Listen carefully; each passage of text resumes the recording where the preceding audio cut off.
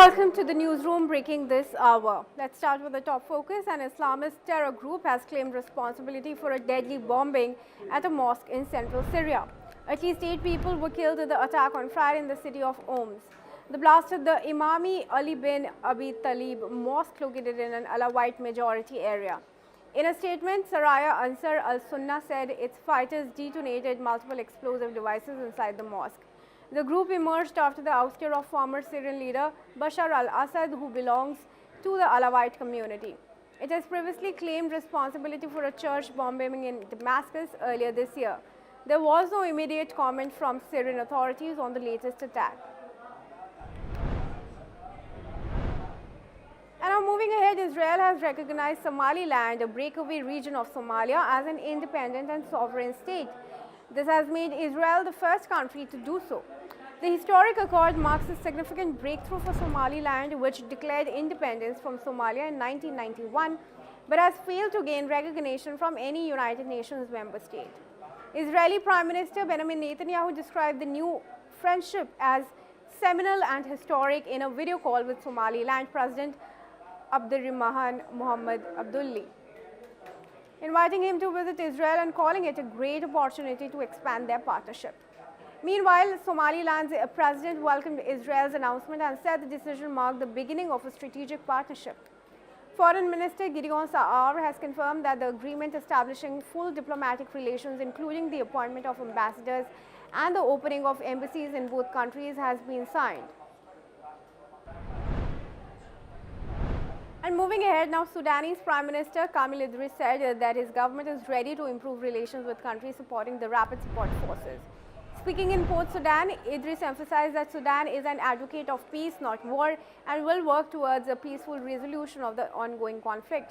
He also presented a peace plan to the UN Security Council calling for a ceasefire and global monitoring of the war.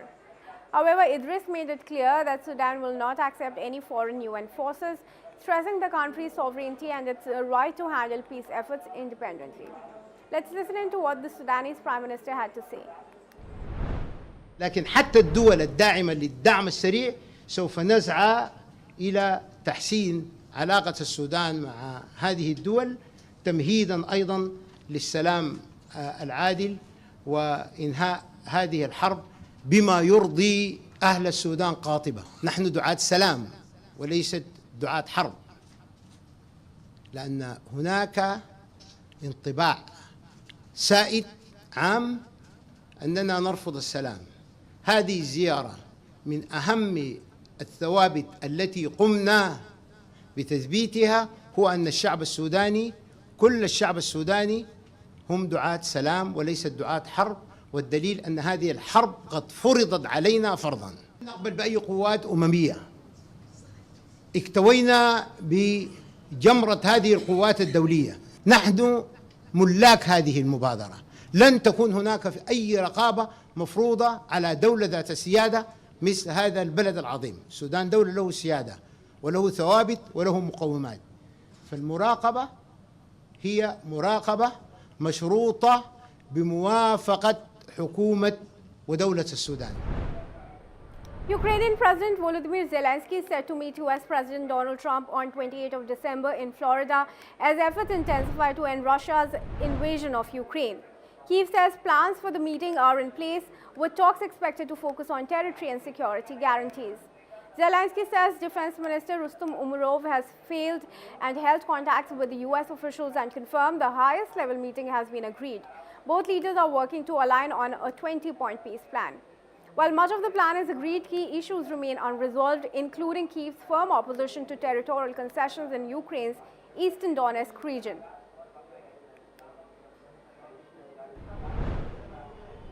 And Russia says it is slowing some weapons exports as it prioritizes supplies for its own military. First Deputy Prime Minister Denis Manturov told state television the delays are partial, aimed at meeting domestic defense needs first. Let's in fact listen in to what the Russian First Deputy Prime Minister Denis Manturov had to say. Определенный объем основных фондов также будет использоваться под производство продукции для поставки на экспорт нашей конкурентоспособной, очень вооружения и военной техники. У нас очень много запросов. Мы вынуждены, естественно, ставя в приоритет задачи Министерства обороны, несколько откладывать планы по поставкам нашим дружественным странам, но не за горами этот период, поэтому точно будем наращивать военно-техническое сотрудничество. All right, viewers, separately smoke from scene rising from the Novoshakhtinsk oil refinery in Russia's Rostov region after Ukraine's military said it struck the site with Storm Shadow missiles. Russia's general staff acknowledged a strike on the refinery the same day. Ukraine's general staff said the Novoshakhtinsk plant is among the largest suppliers of oil in southern Russia and supports Russian troops. Meanwhile, Russia's defense ministry said its forces downed 7 Storm Shadow missiles over the past week.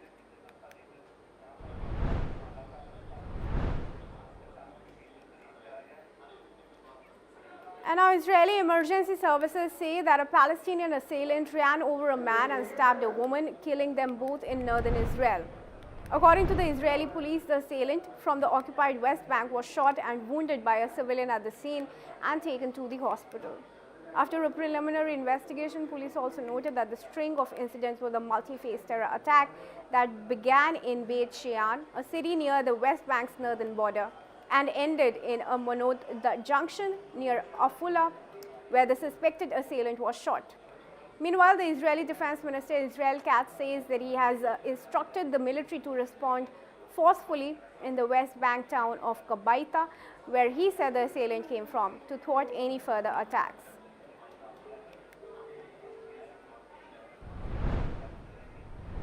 And Taipei has conducted a security drill following last week's fatal stabbing attack in the city center that killed 3 people.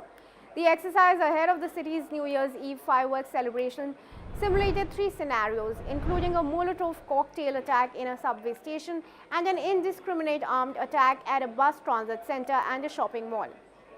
27-year-old Chang Wen led off smoke bombs at Taipei's main train station last Friday, then made his way to a mall at a nearby subway station, attacking people both from inside the shopping center and on his way there.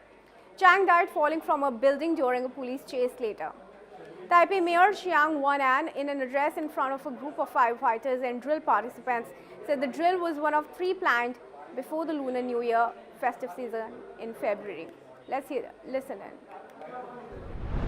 我们要确保所有市民的安全。透过今天的高强度演练，我们要来彻底全面检视现行的合约机制，我们不遗漏任何一个环节。 Chuang, a Taipei resident and teacher who observed part of the drill, said the simulation was well executed and met the citizens' expectations. He added the December 19 attack had heightened security concerns, but Friday's drill assured him that the authorities were taking public safety seriously. Listen in to Chuang and other residents. 我刚看到这个市政府演练啊，是非常完整性的，而且呢，它还搭配了这个百货公司的演练。那我觉得这个一切呢，都符合市民的要求，因为在未来啊，如果在发生这样的事情的时候呢，他们才会有一定的一个状况的因应，那对市民也是一种保障的安全的措施。 台湾，尤其是台北，一直都是还蛮安全的一个状态。那我觉得也是要有一些，像我们很常以前有地震演习啊，或是各式各样的演习。那我觉得是蛮必要的，就是至少说，如果真的有状况的话，要怎么去应对。不管是这类型的演习，或者是不管战争或者是一般的危险的恐怖攻击的，我觉得这样的演习都有必要。那就是。 如果真的事情有发生的时候，我们至少有一些应对的措施，可以去把伤害降到最低吧。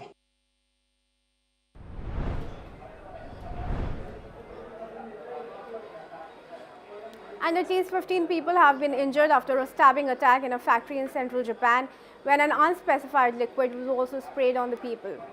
As per reports, 8 people have been stabbed while 7 have been injured with bleach. People were reportedly stabbed by a man with a knife in Mishima, west of Tokyo. A 38-year-old man has been arrested for alleged attempted murder at the factory. According to local media, the suspect was carrying a survival knife and wearing a gas mask. The factory is run by Yokohama Rubber Company, whose business includes manufacturing tires for trucks and buses.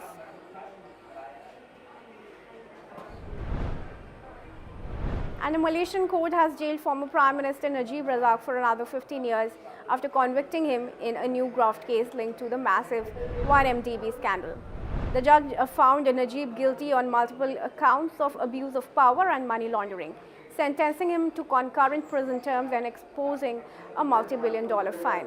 Najib has already been in prison since 2022 over an earlier 1MDB conviction. Prosecutors say billions of dollars were stolen from the state fund during his time in office, while Najib has denied wrongdoing. After the verdict, Najib urged Malaysians to remain calm and said he would continue his fight through legal channels, with his lawyers confirming an appeal. Let's hear him. So, while we are disappointed, we are more agitated, not in a bad way, but agitated to do better in the appeal, because by Monday, we will file the appeal. I'm looking forward for this case to go to the Court of Appeal, because every single point the judge had dealt with has been dealt with in a manner where our cross-examination of the witnesses, where our defense have not been examined by the judge. I can say this with all the clarity. I'm not saying this immediately after a battle and we come out not thinking straight. No. Throughout the reading of the judgment, we kept on being disappointed with every point that was handed down by the learned judge. And US has thanked the Nigerian government for its support to strike the Islamic State militants in northwest Nigeria at the request of Nigeria's government, claiming the group had been targeting Christians in the region. The Christmas Day operation followed an earlier threat by President Trump in a Truth Social post where he warned Nigeria to stop the killing of Christians or face US military action. The US military's Africa Command says that the strike was carried out in Sokoto State in coordination with Nigerian authorities and killed multiple ISIS targets. Nigeria's population is split between Muslims living primarily in the north and Christians in the south, with the Nigerian government saying armed groups target both religious communities. Meanwhile, some locals have opposed the strikes by US on foreign land and called the action as unjustified. Let's listen in. This rumor and this issue of coming of Americans has been lingering for a while now. So coming to Nigeria to do that is just to set a pace for Nigeria also that puts your leg in. We don't need to be fighting to go to Burkina Faso, go to other places and be fighting while our own house is on fire. It doesn't make any sense. If they're intruding without permission, you're intruding by force, so you're not justified. Every country has the liberty of making their own decisions. And Myanmar's military is pressing ahead with the first phase of an election on Sunday, a move analysts say is aimed at gaining foreign legitimacy after years of international isolation. Junta chief Min Aung Hlaing seized power in a 2021 coup and has seized power in a nationwide civilian war. Analysts say the vote is an attempt to create political leverage over ethnic armed groups and the National Unity Government, which leads the resistance. Voting will take place in 3 phases, covering just over 200 townships out of more than 300 nationwide. The military has acknowledged the election cannot be held across the country because fighting continues. Critics and diplomats say the process is unlikely to bring stability or win recognition abroad, describing it as a military-controlled exercise with a civilian veneer. Resistance groups have said they will continue their struggle regardless of the outcome. 6 parties are contesting the polls, including the military-backed Union Solidarity and Development Party, which is widely expected to win, potentially allowing Min Aung Hlaing to assume a civilian role. Let's listen in to what Lalita Huang, a lecturer at the Faculty of Social Sciences of Custard University, has to say. In military point of view, to find an exit, to be able to identify the end state is extremely important. In the last couple of years, we have seen the decline of the military junta, the decline in military strength from the Burmese side. They're not 100% weak yet, but I think that this election is a sign that to continue with the civil war like it has always been in the last 4 or 5 years, it's very tough and it's really tiring for the Myanmar military. So now, in order to partially end this war and in order to have a sort of political leverage with ethnic groups and more importantly, NUG, the resistance group, the main resistance group in Myanmar, it's very important to bring the country back to a normal state. I'm not saying that after the election, Myanmar will return to normal, but this is from the point of view of the military junta. At least something will happen. Probably there might be a new, semi-military, half civilian leader after the election, because the election is not inclusive. The military does not even want people along the border, people from ethnic groups and resistance groups to take part in this election. I think the idea is only to have an election, yeah, and they will take it from there, no matter what the result is. But I guess the result is pretty predictable for everybody, that USDP, the proxy party of the Myanmar military, will definitely win. They have sent most candidates for this election. And because round about 40 political parties have been barred, have been prevented from taking part in this election, we will see only those political parties, including some from ethnic groups as well, that will take part in this election. And USDP and other allied parties with the military will join force to form the next government. And moving ahead, viewers, Japanese Prime Minister Sanae Takaichi's cabinet has approved a $785 billion budget for the next fiscal year, aiming to strike a balance between her provocative fiscal policy and debt blowout concerns limiting new bond issuance. The budget for the year starting from April to be submitted to Parliament early next year will total a record of $784.63 billion, exceeding this year's initial budget of $737 billion. The Takaichi administration also compiled a record defense budget of over $57.89 billion for fiscal 2026, an increase of 3.8% from the previous year. Meanwhile, the Japanese government spokesperson Minoru Kihara has responded. Let's listen in to what he had to say. このように令和8年度予算ですが、重要施策に予算を重点化しつつ、財政規律にも配慮し、強い経済の実現と財政の持続可能性を両立させる予算とすることができた、そのように考えているところです。また、防衛力強化など、従来から財源を確保して、複数年度で計画的に取り組んでいる重要政策について、引き続き予算を増やしております。特に GX 半導体については、特別会計において当初予算を1兆円増額。US has thanked the Nigerian government for its support to strike the Islamic State militants in northwest Nigeria at the request of Nigeria's government, claiming the group had been targeting Christians in the region. The Christmas Day operation followed an earlier threat by President Donald Trump in a Truth Social post where he warned Nigeria to stop the killing of Christians or face US military action. The US military's Africa Command says that the strike was carried out in Sokoto Strait in coordination with Nigerian authorities and killed multiple ISIS militants. Nigeria's population is split between Muslims living primarily in the north and Christians in the south, with Nigerian government saying armed groups target both religious communities. Meanwhile, some locals have opposed the strikes by US on foreign land and called the action as unjustified. Let's hear it. 日本内阁明确授权所谓网络主动反击举措，这是日本从网络防御转向网络进攻的重大政策转向，也是日本作为二战战败国企图突破战后国际秩序的又一例证。中方对此表示严重关切，中方坚决反对日本在网络领域的危险举动，强烈敦促日本以实际行动恪守和平宪法，遵守现有国际规则和秩序。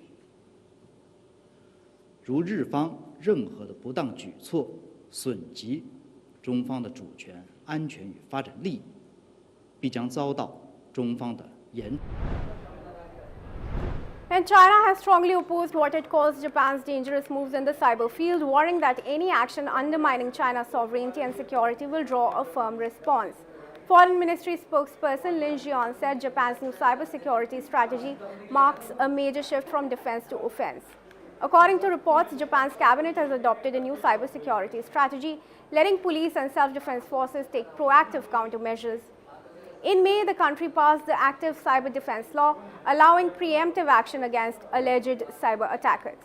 Lin said China has grave concerns, accusing Japan of loosening restrictions on cyber operations under the guise of defense. He urged Japan to abide by its pacifist constitution, respect international rules, and help safeguard peace and stability in cyberspace.